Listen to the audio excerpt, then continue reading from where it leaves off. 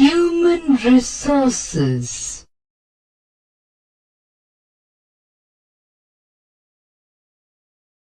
All human beings engaged in some useful activities represent the human resources.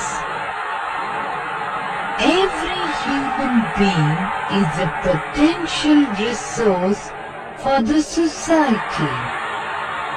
It was felt that by providing education. Chapter 9 Agents of Erosion, Part 1. We have seen that the landforms on the surface of Earth are the products of exogenous, external processes. Of the exogenous processes, we have studied the process of weathering in the last chapter. In this and the following chapter, we shall study processes like erosion, transportation, and deposition. Erosion means wearing of the rocks. This wearing takes place due to friction and scraping. The movement of wind, water, and ice causes friction with the rocks. This leads to the erosion of rocks. Therefore, wind, rivers, glaciers, sea waves, and groundwater are called agents of erosion.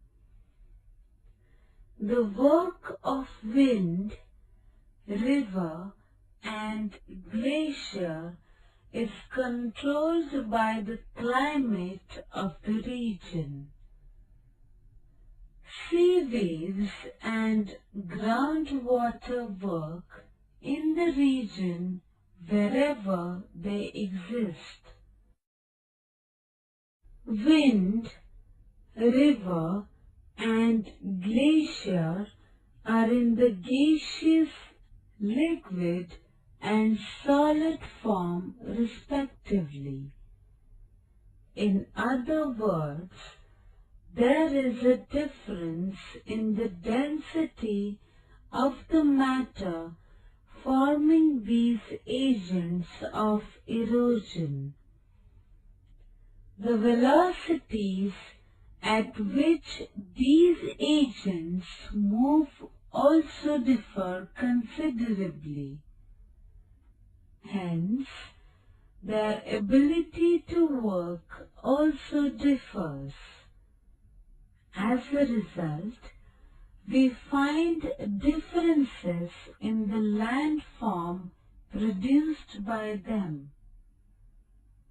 Through erosion and transportation, the cover of the rocks on the surface of the earth keeps on getting removed. Hence, these processes are together referred to as processes of denudation. In this chapter, we shall study the work of river, wind, and glaciers. The river. Some of the rainwater falling into the ground seeps through it, and some gets evaporated. The remaining water starts flowing along the slope of the land, from higher ground to lower ground. Such flows of water are named rills, gullies, streams, rivers, etc., depending on their volume of water. The work of the river. The intensity of the work of a river depends on factors like the slope of the land, velocity of the flow, types of rocks, discharge in the river, and the amount of load. Erosion. The beds of the river as well as its banks are cut by the speedily flowing stream of water as well as the load moving with it. Moreover, the sand, stone, etc. in the flow also break as they collide. The following landforms are formed due to these processes of erosion. Gorge. In mountainous areas, a river flows with a great speed. Therefore, the bed of the river gets eroded more than its banks. This gives rise to a gorge that has steep banks and a narrow bed. See figure 9.1. For example, the gorges of the river Vaitarna in Thane district and the river Ulhas in Raigad district. V-shaped valley.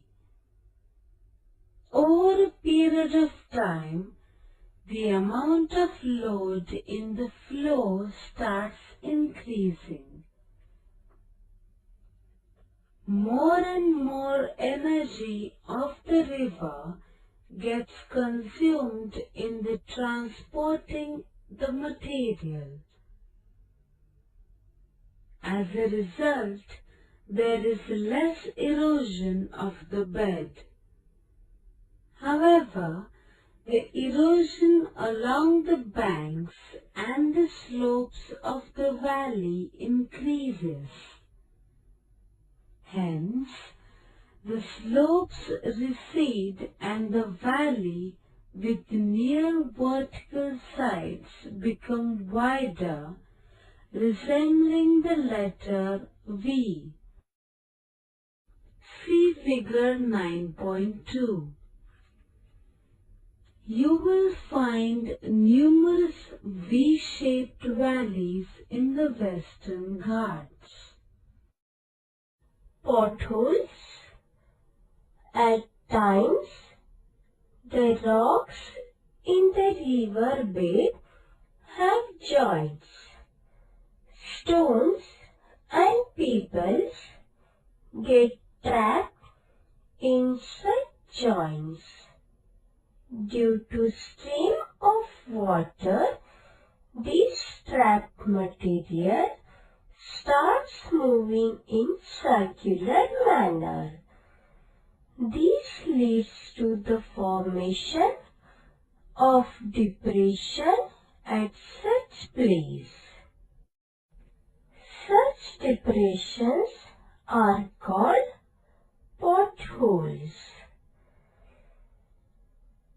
See figure 9.3. In the bed of river Kukdi at Nikuj in Ahmednagar district and in the bed of river Indrayani at Begdewadi in Pune district, such potholes are formed on a large scale.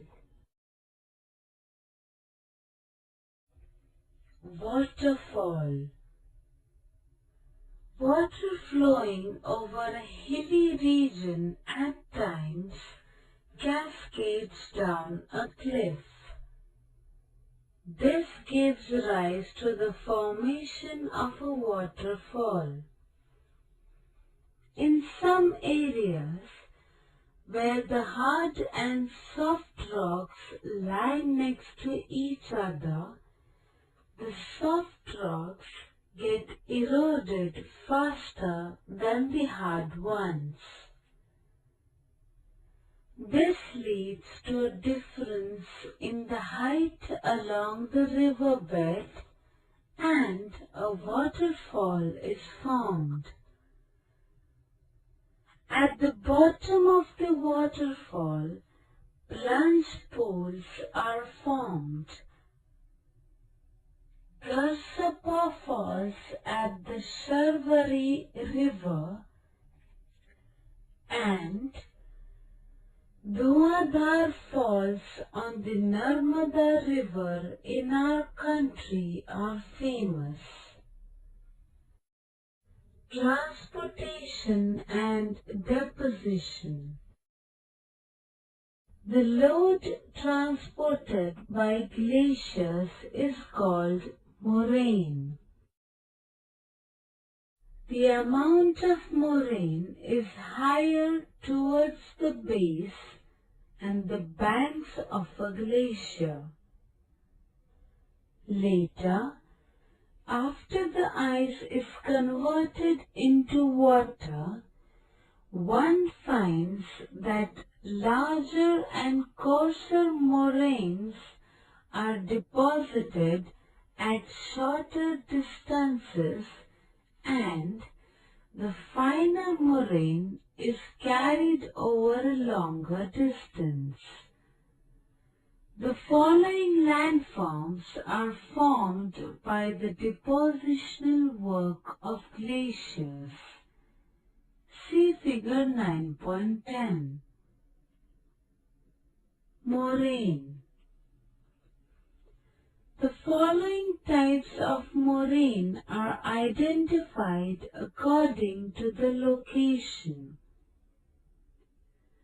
Ground moraine is the material deposited at the base of the glacier. Lateral moraine is the material deposited along the banks of a glacier. Medial moraine is found in the central part of the glacier after the confluence of two glaciers. It is formed out of the side moraine of the inner banks of the two glaciers. Terminal moraine is at the end where a glacier turns into a stream of water. The water flow cannot carry the material brought by the glaciers. Hence, the moraine is found in a huge quantity at this location. As this moraine is found at the terminal part of a glacier, it is called terminal moraine. Drumlins. Huge leaps of ground moraines deposited in the form of egg-shaped hills are called drumlins. This feature is found in the northern Ireland and North European plains. Eskers. At times, the moraine gets deposited in the form of long, winding narrow hills with steep slopes. These are called eschers. The wind. The work of wind is predominantly found in the hot desert and semi-arid regions. Following are the characteristics of these regions. Hot deserts are generally found close to the Tropic of Cancer and Tropic of Capricorn. The mean annual rainfall in the hot deserts is 250 mm or less. As the evaporation is higher than the rainfall, the availability of water is low. Due to low rainfall, the vegetal cover is negligible. Lack of obstacles makes the work of wind effective. Like other agents of erosion, wind also performs the work of erosion, transportation, and deposition. Meanders and oxbow lakes. When the amount of load in the flow increases considerably, the river fails to transport all the material. Small elevated portion or obstacles can cause a change in the direction of the flow. Under such conditions, the bank of the river towards which the flow is directed, outer bank, gets eroded, and the opposite bank, inner bank, experiences deposition.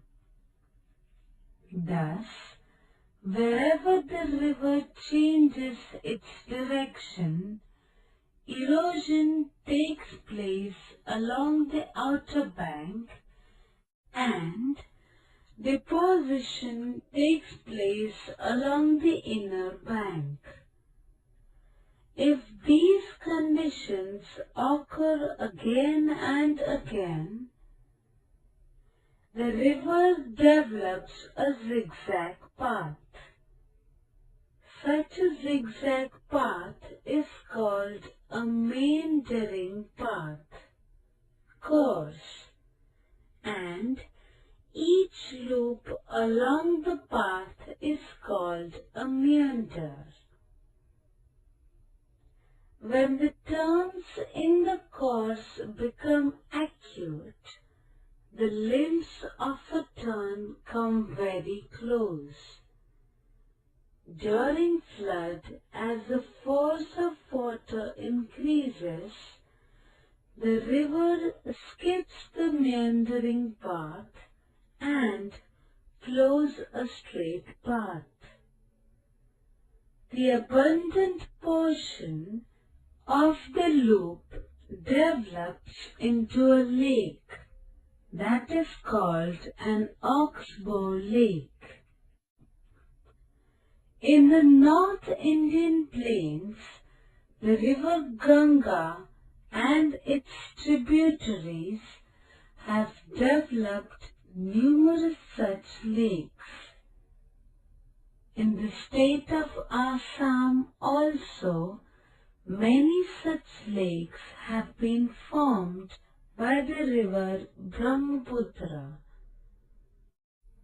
Flood levees and flood plains.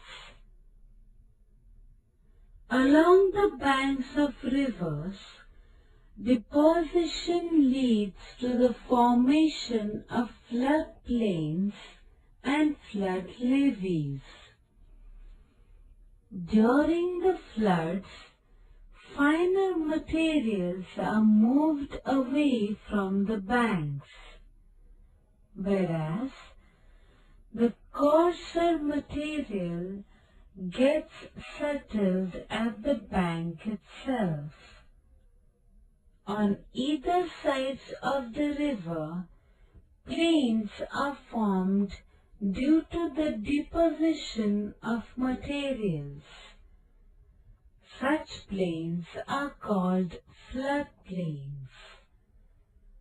The elevation along the bank increases due to the deposition of coarser material. This gives rise to hillock-like forms parallel to river banks. These are called flood levees. Such floodplains and levees can be seen in the flood-prone areas of the river Ganga. Delta.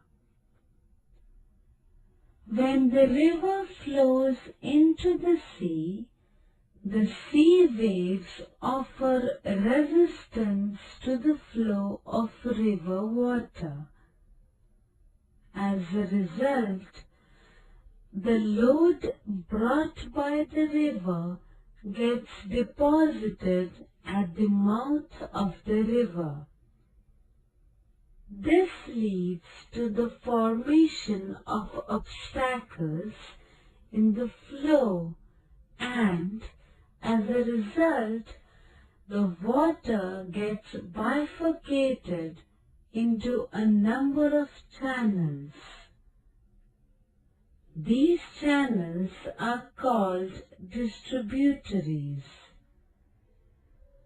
The deposition leads to the formation of a plain in the shape of a triangle. It is called a delta region. Extensive deltas have been formed along the mouths of the rivers Ganga, Godavari and Kaveri. The glacier in the high latitude areas and the areas of high elevation, precipitation is in the form of snowfall. Over a period of time, the accumulated snow turns into ice. As a result of pressure, the accumulated ice starts moving in a direction of the slope. Such a flow of ice moving in the direction of slope is called a glacier. See figure 9.8. As the ice moving in a glacier is in the solid state, its velocity is very low. The thickness of the accumulated ice, the temperature and the slope of the land are the factors that determine the velocity of a glacier. Glaciers also perform the work of erosion, transportation and deposition. Erosion.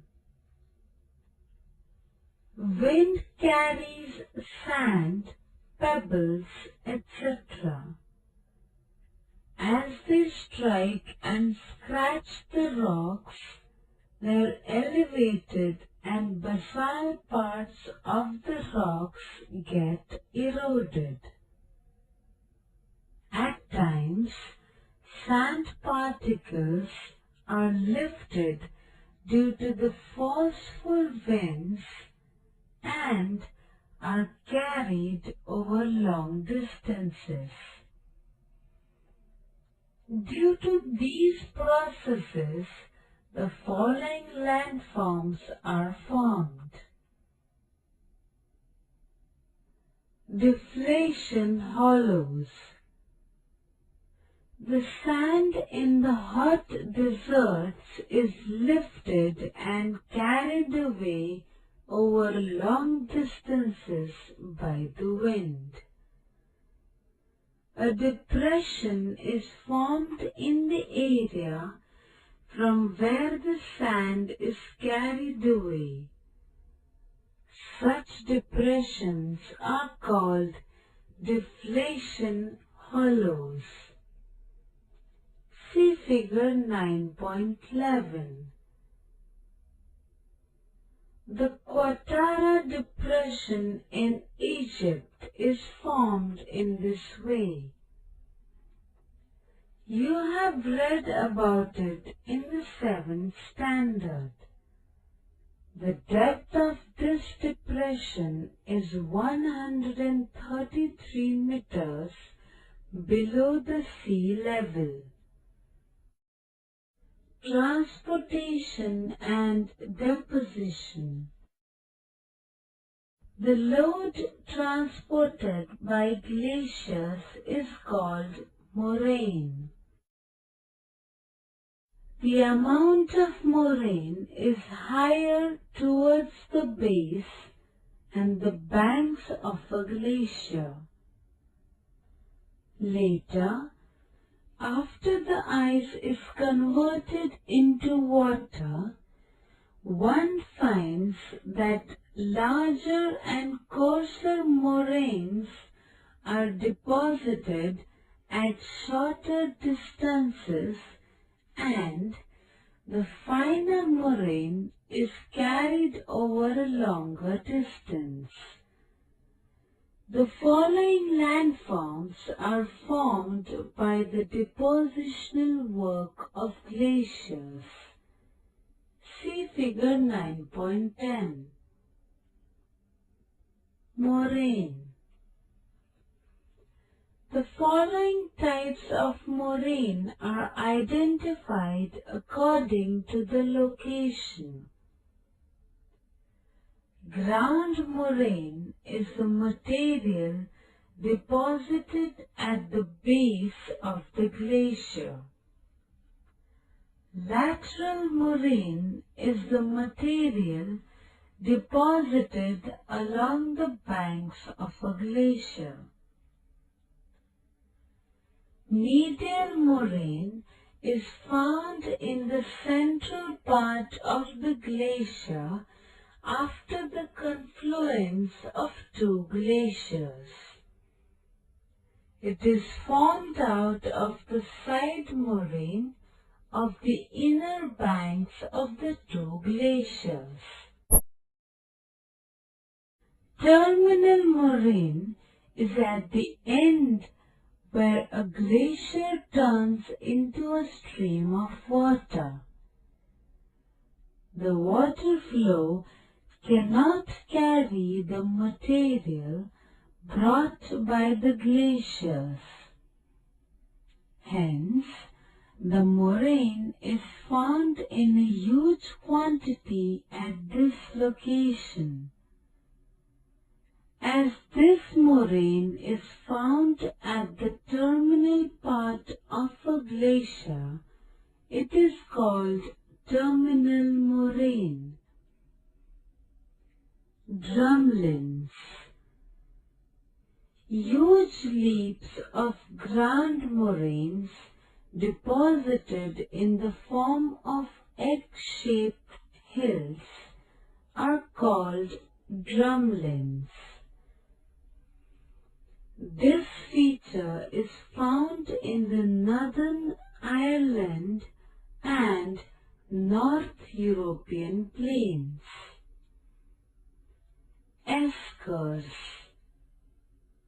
At times, the moraine gets deposited in the form of long, winding, narrow hills with steep slopes. These are called eskers. The wind.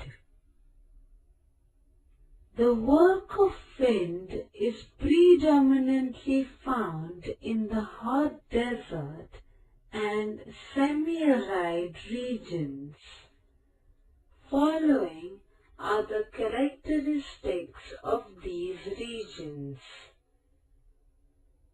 Hot deserts are generally found close to the Tropic of Cancer and Tropic of Capricorn.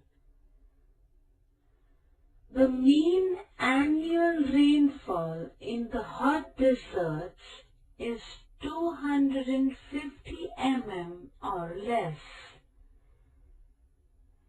As the evaporation is higher than the rainfall, the availability of water is low. Due to low rainfall, the vegetal cover is negligible. Lack of obstacles makes the work of wind effective.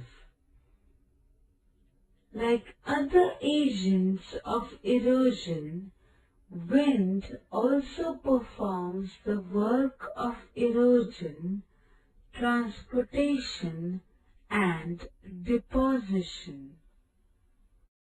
Erosion. Wind carries sand, pebbles, etc. As they strike and scratch the rocks, their elevated and basal parts of the rocks get eroded. At times, sand particles are lifted due to the forceful winds and are carried over long distances. Due to these processes, the following landforms are formed. Deflation hollows. The sand in the hot deserts is lifted and carried away over long distances by the wind. A depression is formed in the area from where the sand is carried away. Such depressions are called deflation hollows. See figure 9.11. The Qattara Depression in Egypt is formed in this way. You have read about it in the 7th standard. The depth of this depression is 133 meters below the sea level. Mushroom rock. The high-rising rocks in the path of the wind are attacked by the sand that moves with the wind. The particles moving along the ground are larger, but their velocities are low. The particles at medium height are smaller, but their velocities are high. Hence, they have a greater impact. As a result, the portion of the rock at medium height are eroded more and the rock as a whole gets the shape of a mushroom. Therefore, these rocks are called mushroom rocks. Yardungs. The softer rocks exposed on the surface are eroded to a considerable extent by the sand particles moving with the wind. The harder rocks present in between are eroded to a lesser extent. The eroded portions of softer rocks appear like elongated troughs, and the harder rocks appear as elevated portions. This landform is called yardung. Transportation and deposition. A large amount of sand is carried away by the wind. The transportation of sand particles by wind depends upon their size. Very fine particles are carried over a distance of thousands of kilometers. Comparatively, the larger and heavier particles are moved to shorter distances. The deposition of the sand carried by wind gives rise to a variety of landforms. Sand dunes. The changes in the velocity of wind lead to variations in its capacity to carry material. The velocity of wind gets reduced also due to obstacles. As a result, the sand gets deposited. Such deposition leads to the formation of sand hills. These are called sand dunes. Two main types of sand dunes are identified on the basis of their shape. Barchan. Due to an obstacle in the path of the wind or due to the lowering of its velocity, the sand moving with it gets dropped at some places. The heap of the sand over a period of time starts getting the shape of a crescent. These are called barchans. See figure 9.14. The barchan slope that faces the wind is gentle, whereas the opposite slope is steep. Such hills can be seen in large numbers in the Great Indian Desert in Rajasthan. Safe. The word safe is Arabian language, means a sword. These types of sand dunes are developed due to the deposition of sand in an elongated shape in the direction of the wind. Generally, Their height is low, but they can spread over a distance of a few kilometers. See figure 9.15. Loess plane. Very fine particles of sand and silt are moved away up to thousands of kilometers by wind and are deposited far away from the deserts. The material thus deposited is called loess.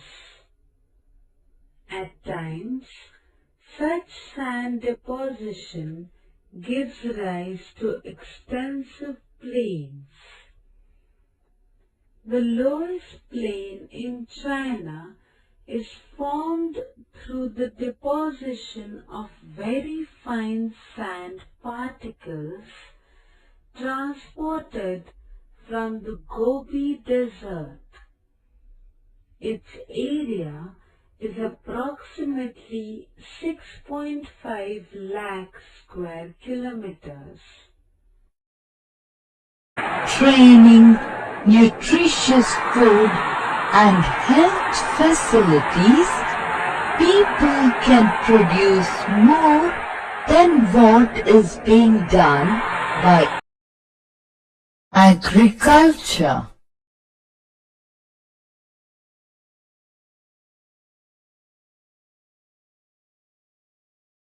Agriculture is the art and science of raising plant life from the soil.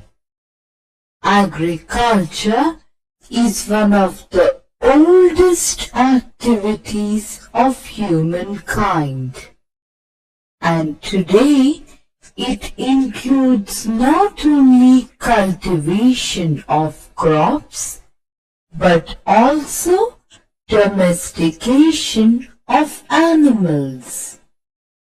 Agriculture is the most basic resource as it provides food, clothing, and shelter to mankind. Study at a glance. Agriculture, types of agriculture, major crops, and development of agriculture.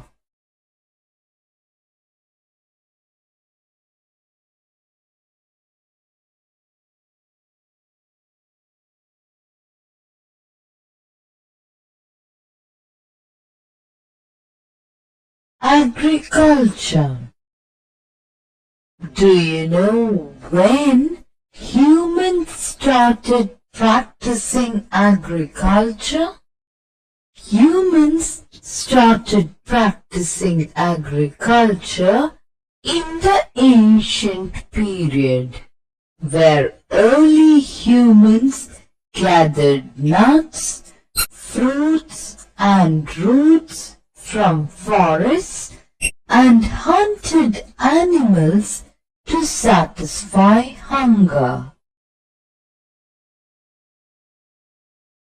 Gradually, with the development of better tools and techniques, they learned to make better use of the available resources. They learned to grow crops. And that was the beginning of agriculture. Now, let us know the meaning of agriculture. The word agriculture is derived from the Latin words ager or agri, meaning cultivation or tilling of soil. Agriculture thus refers to the cultivation of soil for growing crops and rearing of livestock. Crops. Crops are those plant species which have been selected by humans to be cultivated for their use. Example: wheat, rice, maize, etc. Livestock. Livestock includes animals like cattle, sheep and goat, and birds. Example: chicken, that are reared for human use. In short, agriculture includes the utilities like fishing, livestock, cultivation of crops, forestry, etc. Do you know India is a unique country in terms of agriculture? It is because of the following: vast expanse of level land, rich soils, wide climatic variations, ample sunshine, and long growing season. Let us now understand the types of tools used by farmers in early days and in modern times. The earliest farmers used only simple tools: digging sticks, hoes, and sickles. Gradually, ox-drawn plows were introduced. Tractors with multiple attachments performing different functions were then introduced. Types of agriculture. Now we will study about different types of agriculture and their characteristic features in detail. On the basis of agricultural practices, which include size of the farm, tools and techniques used, the types of livestock kept, and the proportion of the output retained by the farmer, agriculture may be broadly divided into subsistence agriculture, commercial agriculture, extensive farming, mixed farming, plantation agriculture.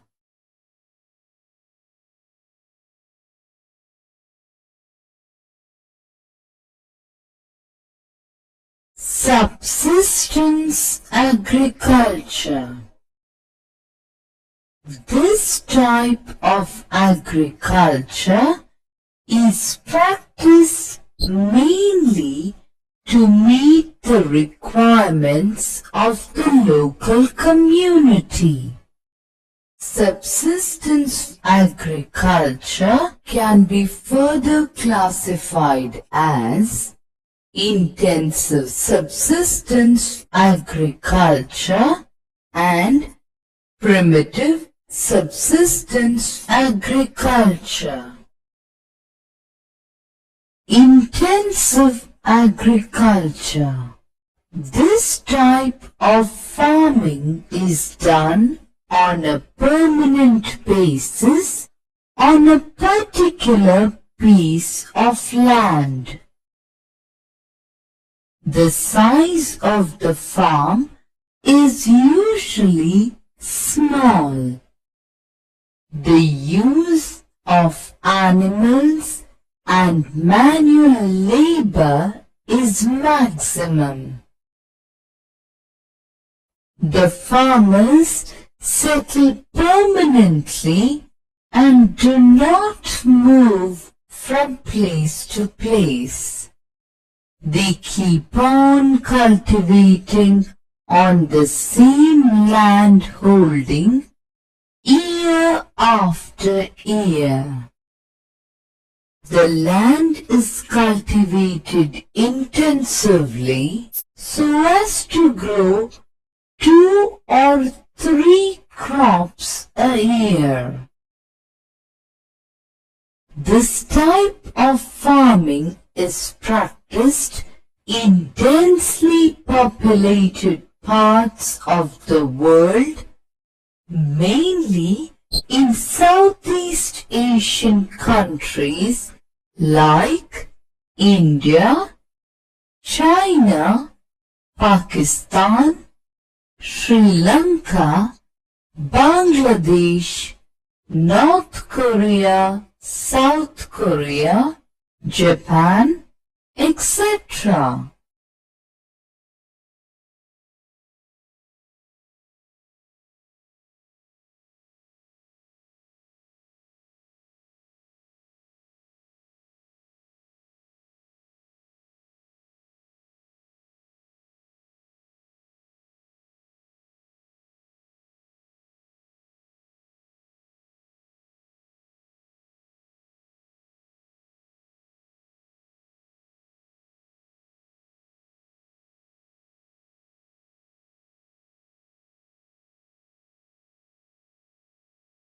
A variety of crops are usually grown by farmers because most of the produce is used for their own consumption. Primitive subsistence agriculture includes shifting cultivation and nomadic herding. Nomadic herding. It is practiced by those people who rear cattle, sheep, goats, camels, and yaks. These animals are dependent on the natural vegetation in the area. It is prevalent in the Sahara, East and Southwest Africa, parts of Western and Central Asia, and Northern Eurasia. Shifting cultivation. This type of farming is practiced by cutting a patch of forest or by burning bushes, etc. The patch of land is cleared and then cultivated. It is also known as slash and burn agriculture. Within India, shifting agriculture or jhum is practiced in the hill tracts of eastern and northeastern India. In the Himalayan region of the northeast, the agricultural practice of shifting cultivation is also known as jhum cultivation.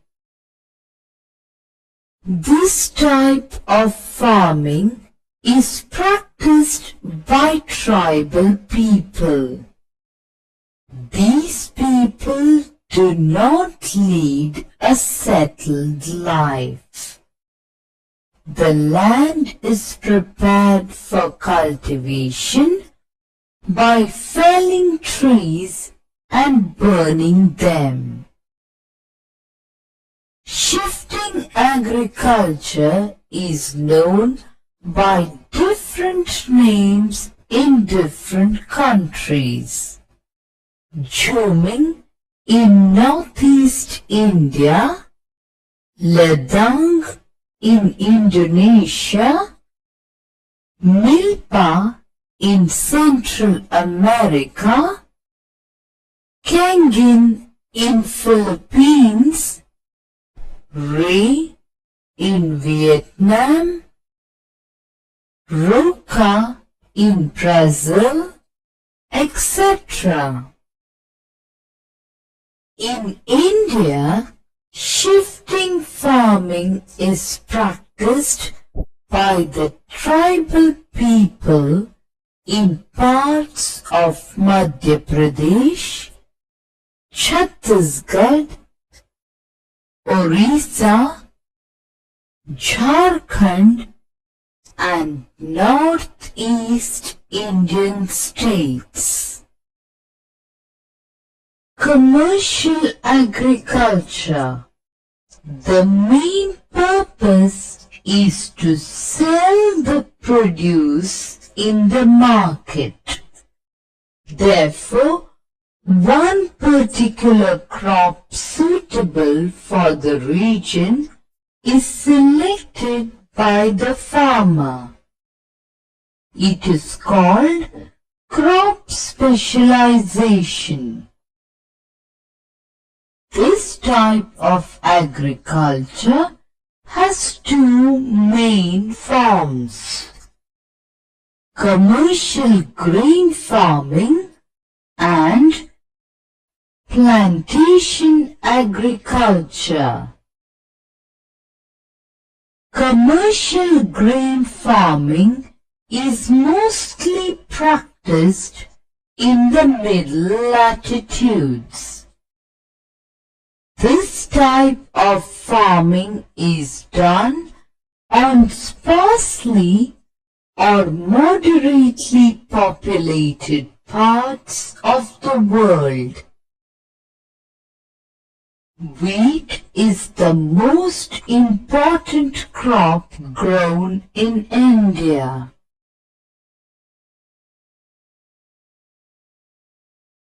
Farms are of big sizes, spreading over hundreds of hectares.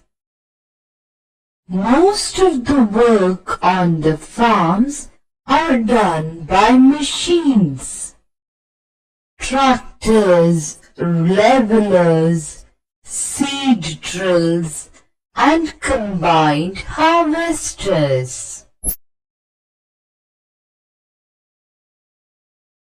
Extensive agriculture. Compared to intensive agriculture, the amount of capital and labor applied per unit area is relatively small here. It is therefore called extensive agriculture. The main areas where extensive agriculture is done are the steppe-lands of Russia, prairies of Canada and US, pampas of Argentina, and downs of Australia. Wheat is the most important crop. Other crops are corn, barley, oats and cotton. Because of less labor and more mechanization, per person yields are quite high. Mixed farming. It is that practice of farming in which crops are grown on the farms and cattle are also reared side by side. This type of farming is quite popular where the size of the farm is moderate. Cereal crops like wheat, maize and barley are grown, but along with that, root crops like potatoes and turnips are also grown. The animal dung is used for fertilizing the soil, cattle for beef, sheep for mutton, and poultry are reared by the farmers. Mixed farming provides greater security than cultivating simple crop over a large area. Farming is done intensively and efforts are made to produce high yields per hectare. Necessary machines are used on the farms. This type of farming is practiced in almost all countries of Europe, Russia, Australia, New Zealand, USA, and India. Plantation agriculture. This is basically a commercial type of farming and a monoculture. It is found in the tropical region. Plantation agriculture is that practice of agriculture which is a specialization of a single crop over large estates of farms where most of the work is done on scientific basis. It is a well-managed and organized system of agriculture. Crops like rubber, tea and coffee are grown on large plantations. Large amount of labor and capital are required for such plantations. Major crops. Major crops are classified into food crops, commercial crops and beverage crops. Food crops. Food crops include all cereals, pulses, oil seeds, beverages, etc. Rice, wheat, corn or maize, and millet are the main cereals. Rice. Rice is the chief food crop of the world. It is obtained from paddy, which is processed in mills. Bran and husk are used as fodder and also as fuel. Geographical requirements. Cultivation of rice requires high temperature of over 20 degrees Celsius to germinate, bloom and mature. Rainfall of 100 centimeters to 150 centimeters is required. Rice is grown in deltas, river valleys and coastal plains. It is cultivated in terraced fields.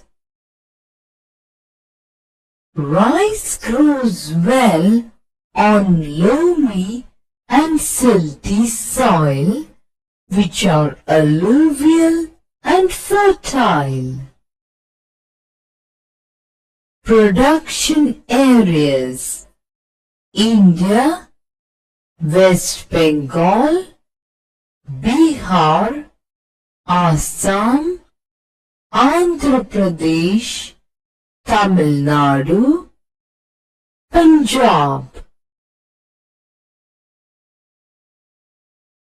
World: China, India, Sri Lanka, Myanmar, Vietnam, Indonesia, Philippines, Japan, etc.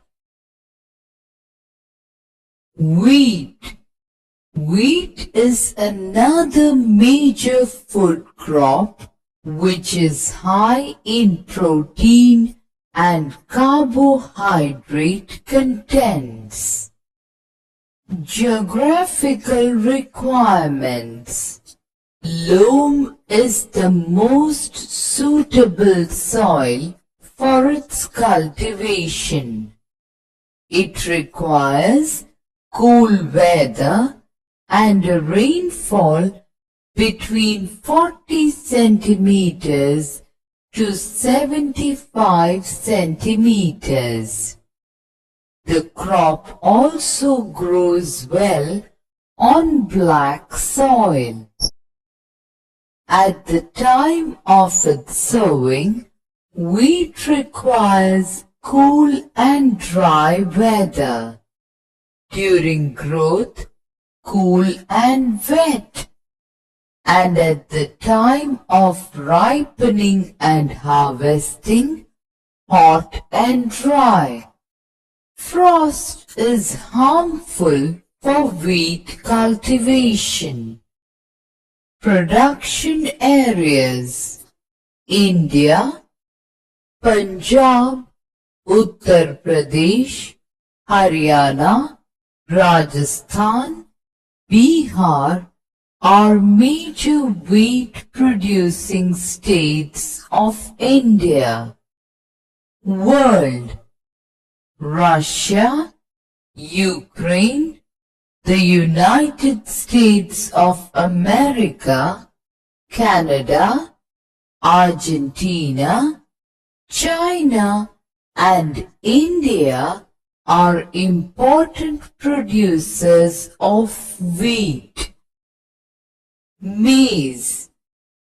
Maize is known as Makkah in India, corn in the United States of America, and Indian corn in Europe. Maize is used as food grain and as fodder. Geographical requirements. Its growth requires sufficient sunlight and moisture. Drought condition during the cropping period may destroy the crop altogether. Stagnant water in the maize fields is harmful to plants. Production areas.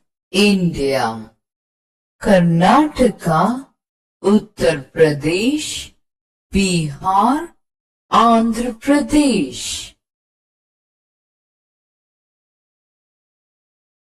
World.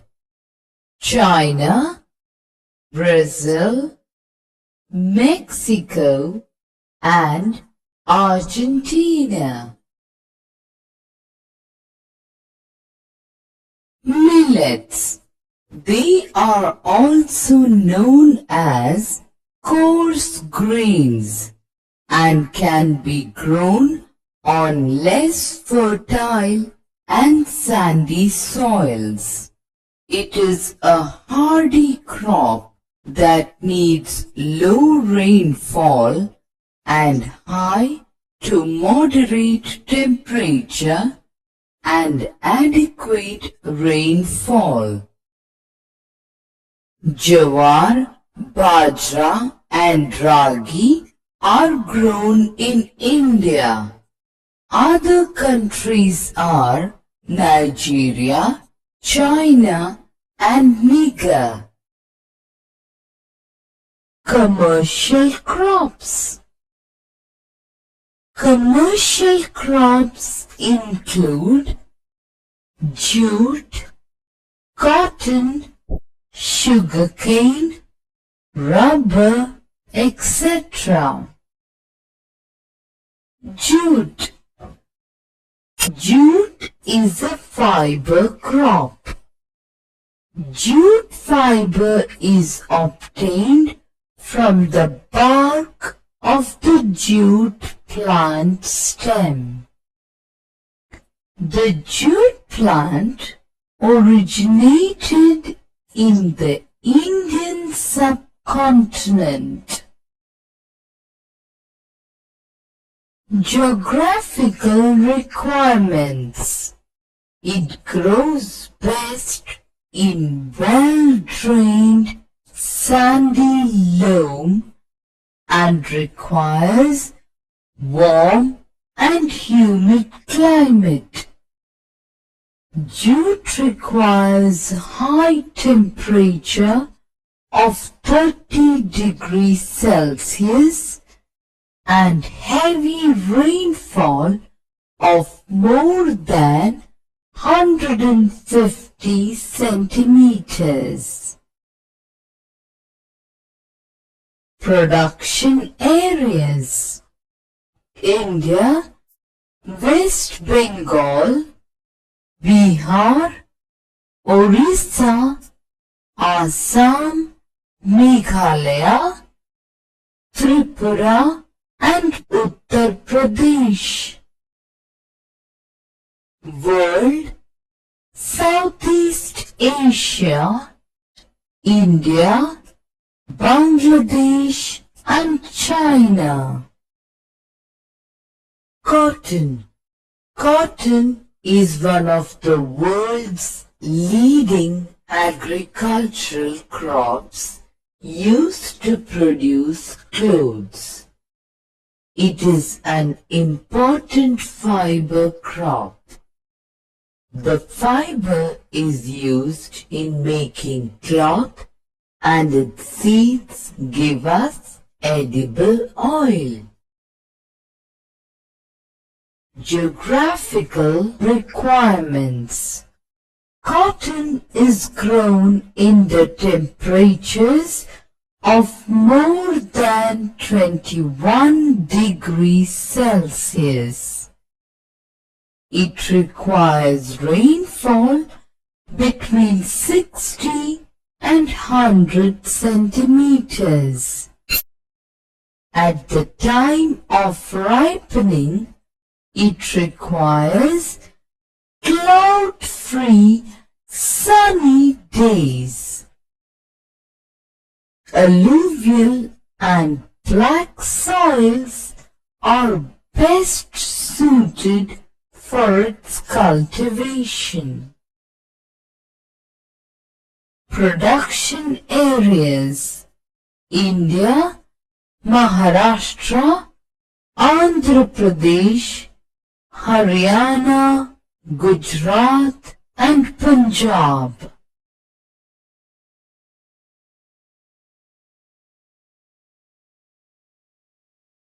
World: China, USA, Russia, India, Pakistan and Brazil are the leading producers.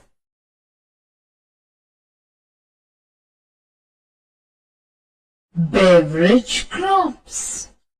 Beverage crops include tea and coffee. Tea. Tea is made from the young leaves of the tea plant. It has many varieties. Small-leaved China tea plants and large-leaved Assam tea plants are popular all over the world. Geographical requirements. Tea plants require moderate temperature of about 25 degrees Celsius and a rainfall of about 200 centimeters per year. Well-drained, hilly slopes grow most of the tea of our country. Production areas: India, Assam, West Bengal, Kerala and Tamil Nadu. World: Sri Lanka, China, Japan and Indonesia. Coffee. Coffee is the second largest beverage after tea. The coffee plants are cultivated for seeds and beans, which are roasted and sold for brewing coffee.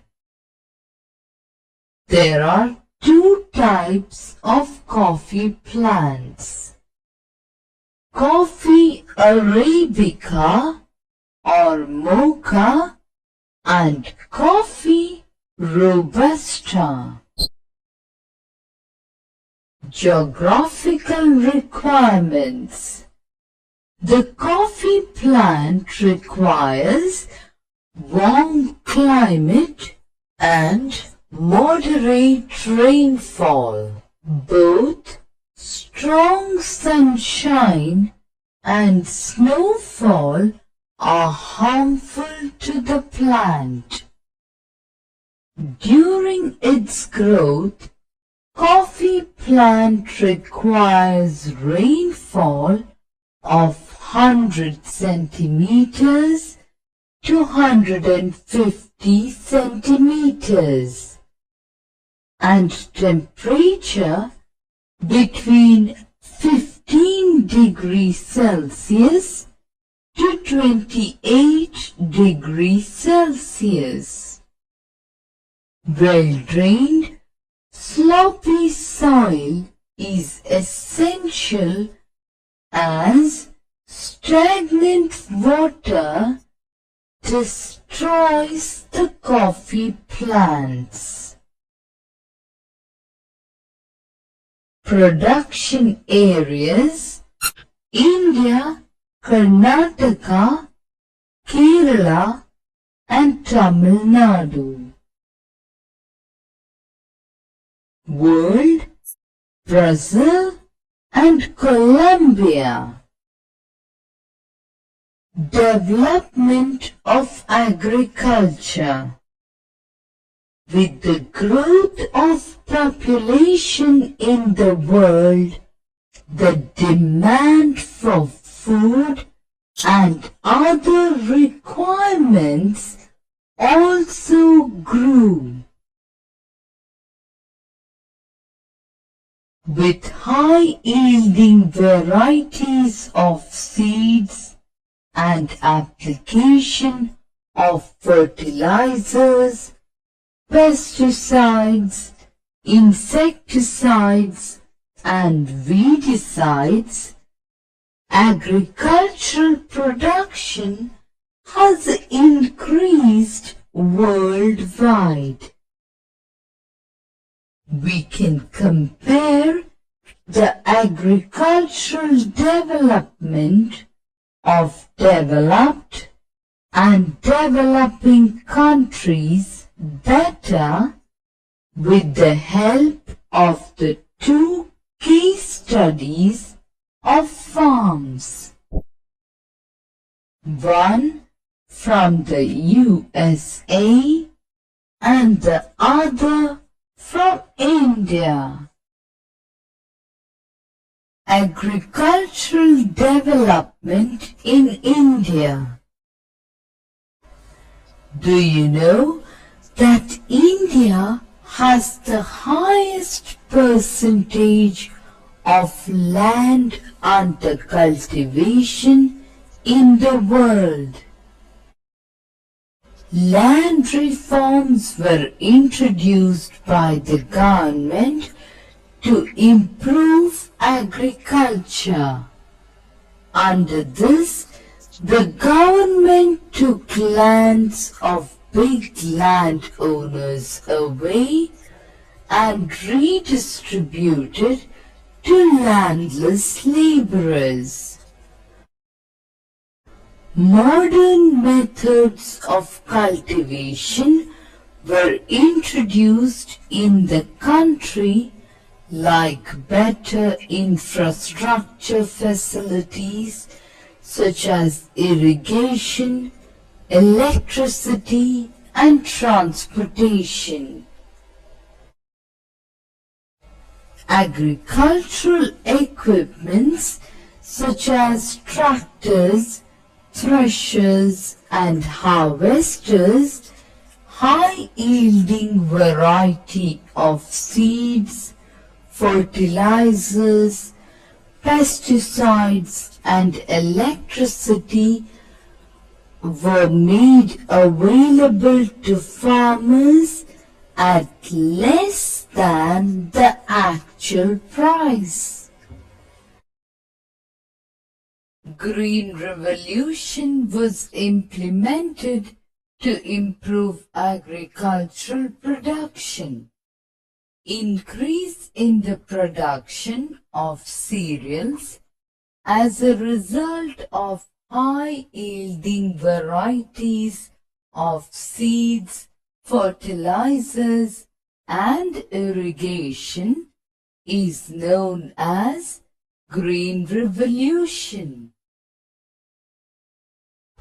India is a major producer of cereals such as rice and wheat, oilseeds such as groundnut, mustard and sunflower, vegetables and fruits. 1/10 of fruits produced in the world are from India, notable being mango and banana. India has made significant progress in milk production. It is the largest producers of milk in the world. A farm in India, a case study. The owner of the farm generally has his residence in the main village. The entire land is divided into small plots. Different crops are grown in these plots. Rice is the main crop, which is grown during rainy season. The farmer also has a few livestock: cows, buffaloes, bulls, a few hens, roosters and chickens. More than 3/4 of the cropped area is devoted to food crops like rice, wheat, etc. With the exception of a few rich farmers, majority of the farmers belong to the category of intensive subsistence farming. A farm in the USA, a case study. Farmers in the USA generally reside in the farms. The average size of the plots in USA is much larger than that of an Indian farm. Agriculture in America is managed very efficiently and largely with the help of modern machines. They rely much more on technology than on manual labor. Most of the farmers produce largely for exports as the soil is quite fertile. Wheat, corn, cotton, and tobacco are the traditional crops grown in the US, but soya beans, sunflower, and peanuts are also largely grown.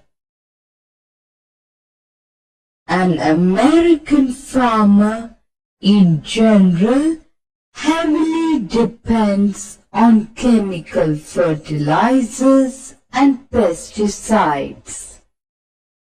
He uses tractors, seed drills, leveler, combined harvester, and thresher to perform various agricultural operations.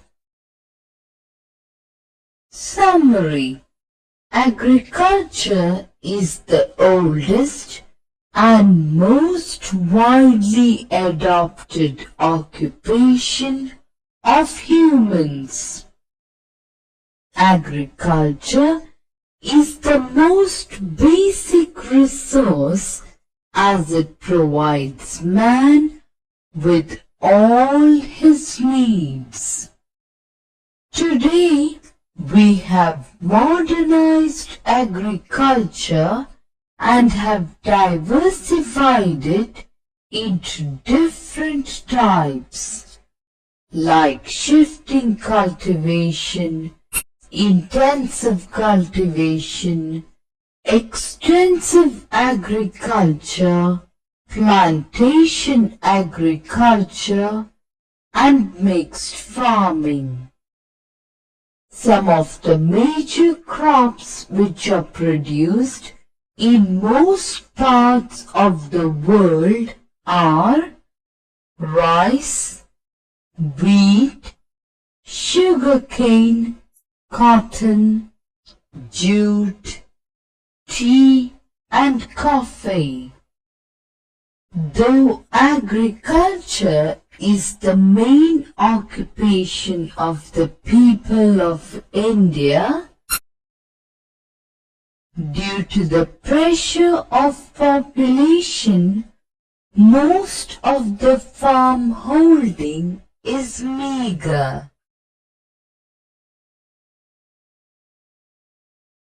The government is making efforts to bring in improved methods of farming to help the farmers. Though barely 2% of the population in the US engage in agriculture, yet it produces enough to surplus for export. This is because agriculture is carried out on an extensive scale with heavy machinery. The farmers in the US can also get good revenue. More than 3/4 of the cropped area is devoted to food crops. Illiterate and untrained people. Study at a glance. Human resource. Importance of human resource.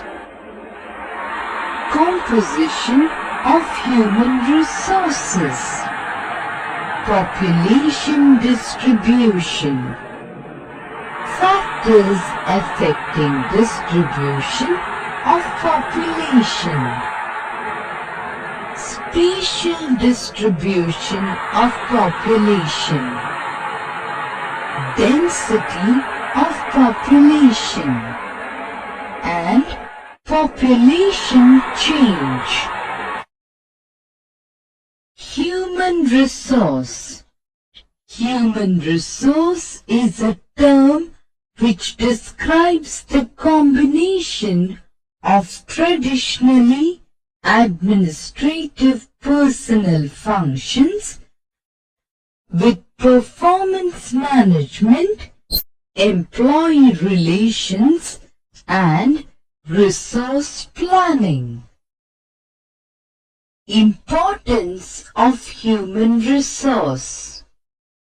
Human resources are important to each individual because they assist other people in improving and using their capacities and potentialities to the utmost. Example, an engineer, a teacher, etc. With ever-developing skills and aptitudes, the individual has become increasingly proficient in overcoming many hurdles. The contribution of those who do not work for wages is also very relevant for a country. Many women in our country do not go to work outside their home. They do household chores, taking care of the children and the elderly. When the women are educated, they do their housework, educate their children in a better way than when they are uneducated. By taking care of the children, women help in developing the country, as the children are the ones who work in the later years to become human resources of the country. Composition of human resources. The composition of human resources of a country explains the basic characteristic of the total population. We can see it through traits such as age, sex, literacy, occupation, tribe, language, religion. Now, let us look at three major components of the population, namely, sex composition, age structure, literacy levels. Sex composition.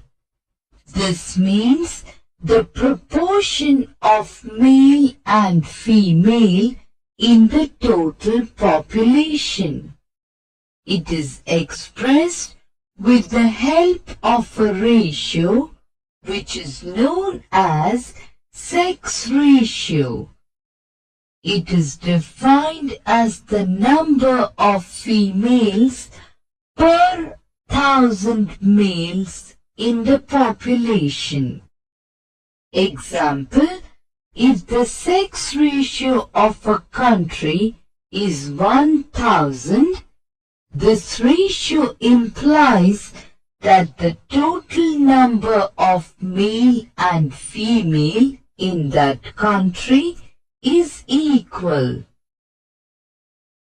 If the ratio is 1,100, it implies more females than males in that country.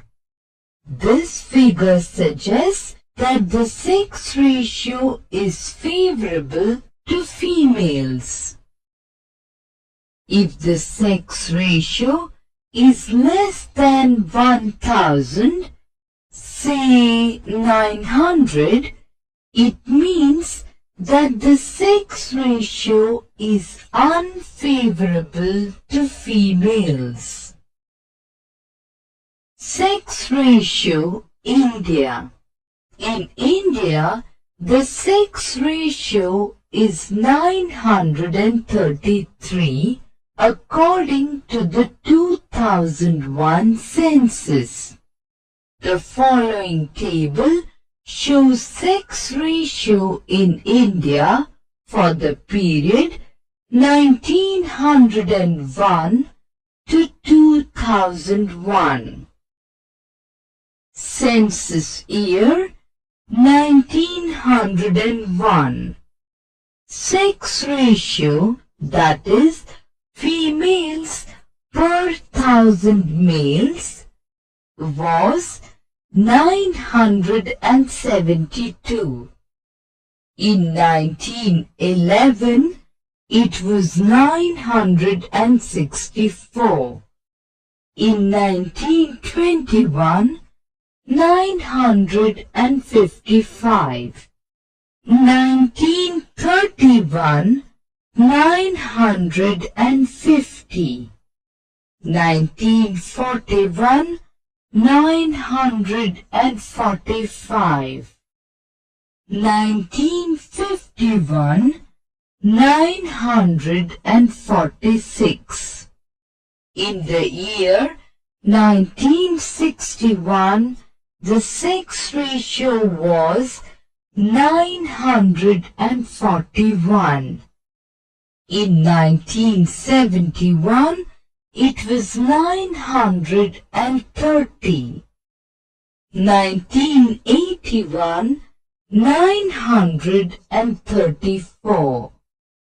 1991, 927. And in 2001, 933. Among different states and union territories, Kerala and Pondicherry have sex ratio of above 1000. Sex ratio may be favorable and unfavorable in India. The unfavorable sex ratio in India is due to some reasons. They are: biologically, more males are born than females. Males get preferential treatment while females are neglected. And females die at all stages of life due to many reasons. The girl children die due to negligence or deliberate attempts. Girl children are also being killed just after birth. This phenomenon is known as female infanticide. Girl child is also killed before birth as well. This is referred to as female feticide. Women also die at the time of deliveries. Age structure. The age-wise distribution of people helps the government to plan for the people on various aspects. The population is divided into 3 age groups: 0 to 14 years, 15 to 64 years, 65 years and above. The share of working age group 15 to 64 is always greater than the other age groups. This is natural and common in all the regions. In high and middle income countries, a high proportion of people are in working age group. In the low and middle income countries, young people are a major section of the population. In rich countries, the proportion of old people is higher. India, which is lying between low and middle income country categories, has 34% of its population in the younger age group. It also has a great share of people in the working age group. Literacy levels. Literacy means the ability to read, write, and understand a simple message in any language. If a person is able to read but cannot write, he or she is considered illiterate. Low-income countries have more number of illiterates than the middle and high-income countries. More than 2/5 of females are illiterate compared to males. A greater proportion of males are literate. The adult literacy in India was about 60% in 2001.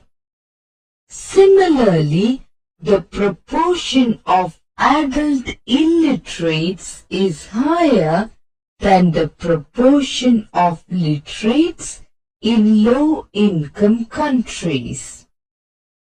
In India, a person is literate when he or she is aged 7 and above and is able to read, write and understand a simple statement in any language.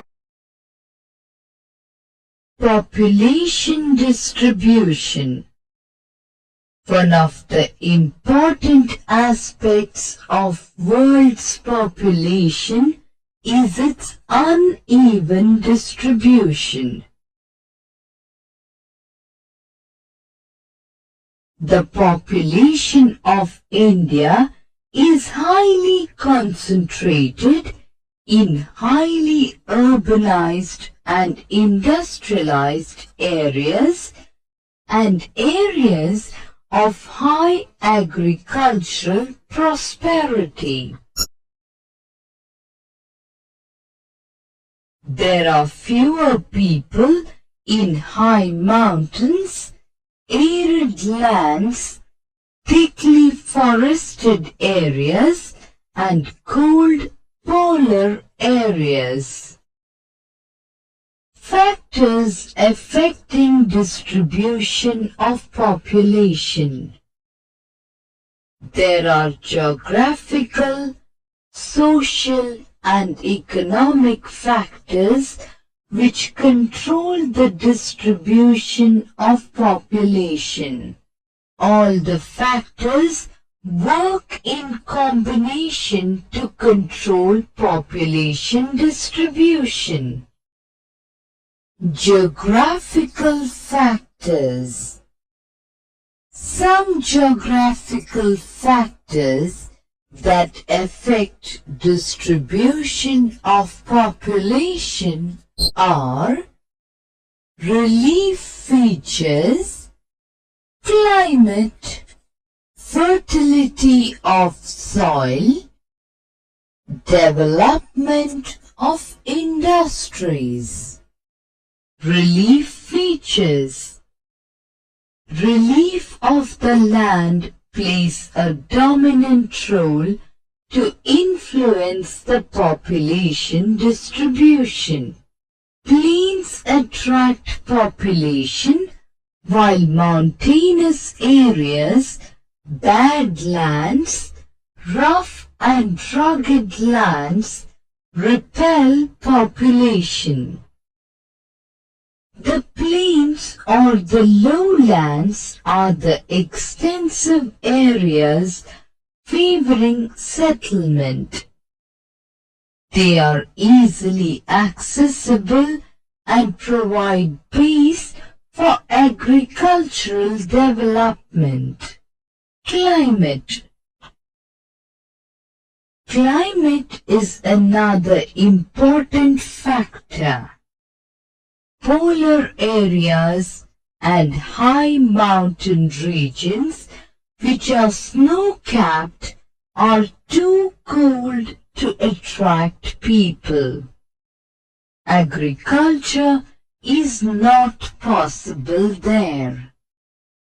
Hot deserts are too hot and dry to support population or agriculture. Only the areas with favorable climate attracts settlement. Fertility of soil. Fertility of soil attracts people. Fertile soils are the support base for agriculture. Southeast Asia and the Nile Delta are thickly populated only because they have rich soils. Development of industries. Development of industries is another factor. Industries provide jobs and hence attract people, thus increasing the density of population. Industrial nations of Europe and Japan are thickly populated, largely because of industrialization. Social and economic factors. Religious, cultural, industrial, and commercial centers attract people from all over the world. Some of the cities in India, such as Varanasi in Uttar Pradesh, Puri in Orissa, Kanchipuram in Tamil Nadu, Tirupati in Andhra Pradesh, etc. are examples of religious centers. In India, cities such as Mumbai, Bangalore, Kolkata, Delhi, etc. are examples of industrial centers. Tokyo and New York are also good examples of industrial and commercial centers.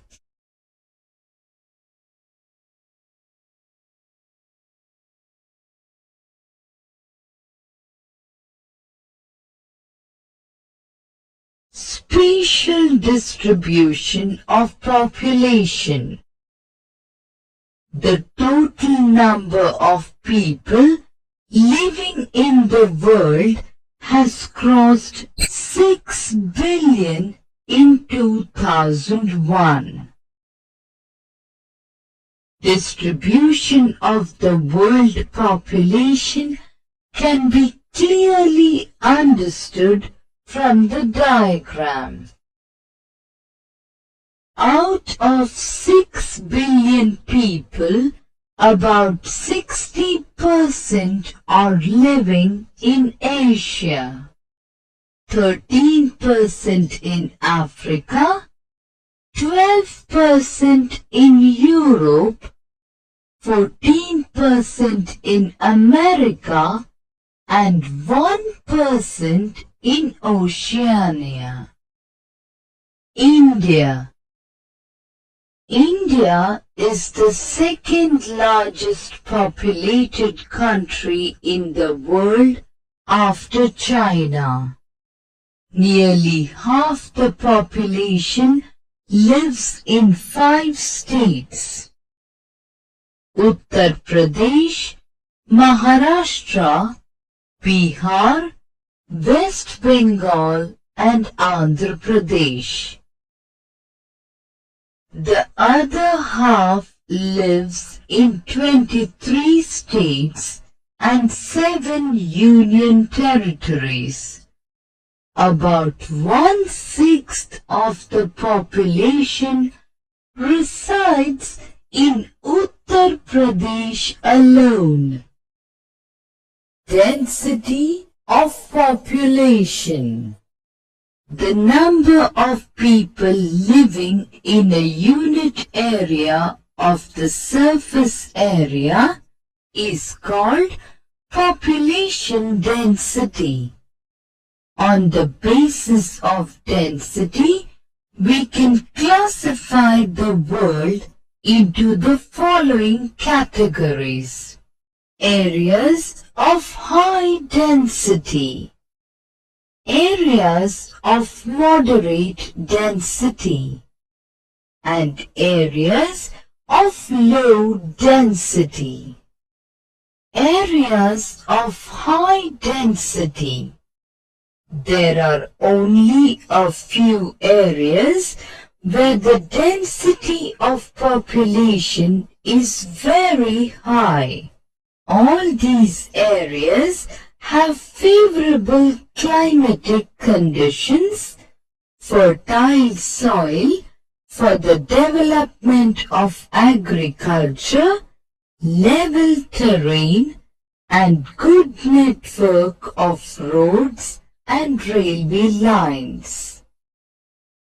The areas of high density are Southeast Asian countries like Eastern China, Japan, Korea, India, Pakistan, and Bangladesh.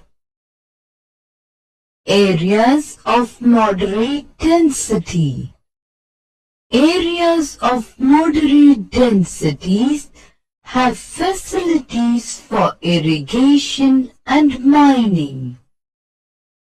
The moderately populated areas are Central USA, Southern Russia, Ukraine, Central China, Plateau region of India, South Africa, Argentina, coastal parts of South America, Central America, Australia, etc. Areas of low density. Areas having very low density are the rough and rugged lands, highly mountainous areas, areas which are too cold or too hot, too wet or too dry. The forested lands and desert lands fall in this category. Areas of low density are the polar areas like Antarctica, Arctic region, Greenland, Australian desert, etc.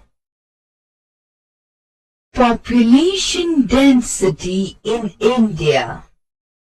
India is one of the most densely populated countries in the world. The most striking feature of population density in India is that it has been consistently increasing over the years. India's density in 2001 was 324 persons per square kilometer. Within the country, the density varies from region to region. Union territories of Delhi and Chandigarh have the density of 9,300 and 7,900 persons per square kilometers respectively, whereas the density in Arunachal Pradesh and Mizoram is 13 and 43 persons per square kilometer respectively. Population pyramid. An interesting way of studying the population composition of a country is by looking at the population pyramid, also called an age-sex pyramid. A population pyramid shows the total population divided into various age groups. Example, 5 to 9 years, 10 to 14 years. The percentage of the total population subdivided into males and females in each of those groups. The population pyramid also tells us how many dependents there are in a country. There are two groups of dependents: young dependents aged below 15 years and elderly dependents aged over 65 years. Those of the working age are the economically active. The population pyramid of a country in which birth and death rates both are high is broad at the base and rapidly narrows towards the top. Population change. The phenomenon of knowing whether the population increased, decreased, or remained stable is called population change. This change takes place due to natural growth and migration. When people took up to permanent farming and agriculture developed in the river valleys, there was steady growth of population. People migrated to new areas where climatic conditions were more favorable. Population began to grow rapidly during the 19th century because of better medical facilities. Changes in the population occur due to the changes in birth rate, BR, death rate, DR, and natural growth rate, NGR. Birth rate. Birth rate is defined as total number of births per thousand population. Death rate. Death rate is defined as the total number of deaths per thousand population. Natural growth rate. The difference between birth rate and death rate is called natural growth rate of population. The population increase in the world is mainly due to rapid increase in natural growth rate. In the past, The difference between birth rate and death rate was not much in the world. It resulted in low population growth. After Industrial Revolution, improvement in the standard of living led to decline in death rate without any major decline in the birth rate. This has led to increase in the natural growth rate. In India, during 1981 to 1991, the birth rate was 11 and the natural growth rate was 20. The increase in natural growth rate increased from 6 in 1911 to 18 in 1998. This is the reason for population increase in India. The developing nations in Asia, Africa, and South America have high birth rate and low death rate. Their annual growth rate is almost double than the developed countries. Summary: human beings are the only creations endowed with the power of reasoning and skills to make their lives more comfortable. Composition of human resources of a country explains the basic characteristic of the total population. The population of India is highly concentrated in highly urbanized and industrialized areas and areas of high agricultural prosperity. There are geographical, social, and economic factors which affect population. Distribution of population is highly uneven in the world.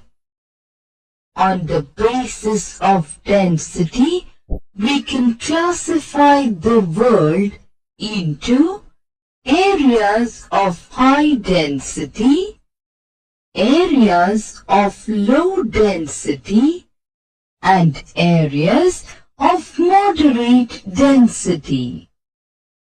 Population change takes place due to natural growth and migration. The growth rate of population has an adverse effect on development.